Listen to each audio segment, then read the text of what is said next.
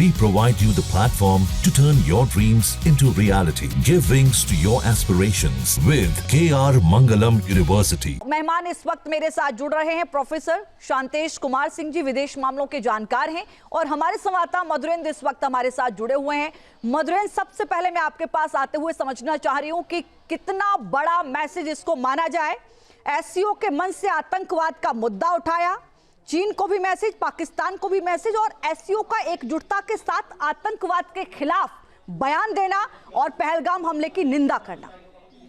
देखिए, अब एससीओ के ज्वाइंट डिक्लेरेशन में पहलगाम आतंकी हमले को जगह दी गई है, आतंकवाद की निंदा की गई है, और जाहिर तौर पे एससीओ के अगर हम तीन बिगेस्ट पिलर्स को देखें तो उसमें आतंकवाद एक बड़े पिलर के तौर पर दिखाई देता है। और जाहिर तौर पे जब तक ये क्षेत्र आतंकवाद प्रभावित रहेगा तब तक एससीओ देशों के बीच की जो अवधारणा है उसको बल नहीं मिलेगा। ये बात समझ में सबको आनी चाहिए। और पीएम मोदी ने भी अपने स्पीच में दो शब्दों में कहा कि डबल स्टैंडर्ड आतंकवाद को लेकर नहीं चलेगा। तो ये सीधे सीधे चीन के उस मानसिकता पर हमला है जो कि पाकिस्तान प्रायोजित आतंकवाद को शह देता है और प्रश्रय देता है, और ग्लोबल आतंकवादियों को दरअसल हम देखें तो यूएन की लिस्ट में शामिल होने से भी बार बार रोकता रहा है। तो जाहिर है कि एससीओ के मंच पर पीएम मोदी ने आतंकवाद पर करारा प्रहार किया है, और आतंकवाद को निश्चित तौर पर देखा जाए तो इससे बड़ा धक्का एससीओ के मंच पर पहले कभी नहीं मिला। पहलगाम आतंकी हमले का जिक्र भी हम साफ तौर पर देख रहे हैं कि ज्वाइंट डिक्लेरेशन में किया गया है। इसके अलावा आप देखिए तो पीएम मोदी ने जो प्रमुख बातें कही उसमें भारत की बड़ी भूमिका को एक तरह से रेखांकित करते हुए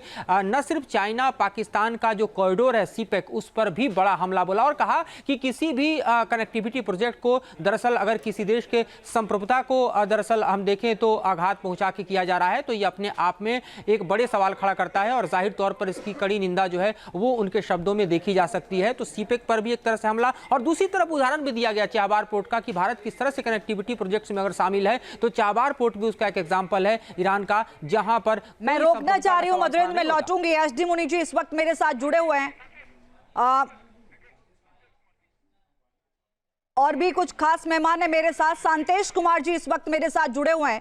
शांतेश सर, मैं आपके पास आते हुए ये समझना चाह रही हूं कि क्या ये माना जाए कि प्रधानमंत्री नरेंद्र मोदी की मौजूदगी एससीओ की इस मंच से एक नई कूटनीतिक बिसात बिछाती हुई नजर आ रही है, और ये बड़ी कूटनीतिक जीत जब पाकिस्तान के प्रधानमंत्री भी वहां पर मौजूद, और ये कहा जाता है एससीओ के सभी देशों के द्वारा कि निश्चित तौर पर यह बर्दाश्त काबिले नहीं है, इसका समर्थन नहीं होना चाहिए, पहलगाम हमले की निंदा होती है। अपने आप में उस मंच पर प्रधानमंत्री जब ये कहते हैं और प्रधानमंत्री जब पाकिस्तान के वहां मौजूद होते हैं, इसको कैसे देखा जाए? कितना बड़ा मैसेज है ये?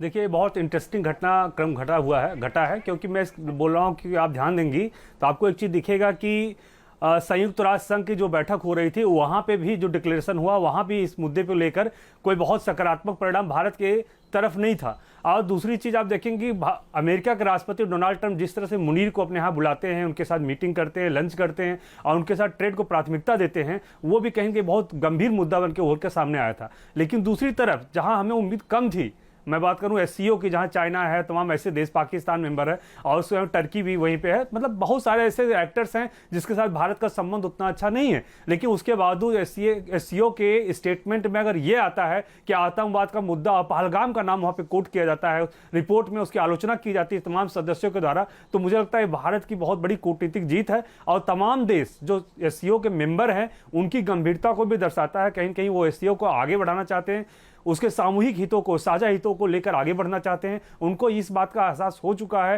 कि इस तरह छोटी छोटी चीज़ों को लेकर वो आपस में लड़ते झगड़ते रहेंगे या डिफरेंसेस रखेंगे तो एससीओ का कोई भविष्य नहीं होगा। तो ऐसी स्थिति मुझे लगता है भारत की तरफ से जो ये बार बार डिमांड किया जाता है कि ट्रेड से पहले हमें टेरर की बात करनी है, आप टेरर और डायलॉग की बात एक साथ नहीं कर सकते हैं, इन चीज़ों को कहीं कहीं प्राथमिकता देगी। जी, जहाँ भक्ति है हर शब्द में, कथाओं में छिपे हैं दिव्य रहस्य, और ज्योतिष देता है जीवन को दिशा। धर्म से जुड़ी हर बातों को जानने के लिए हमारे चैनल स्तुति को सब्सक्राइब करें।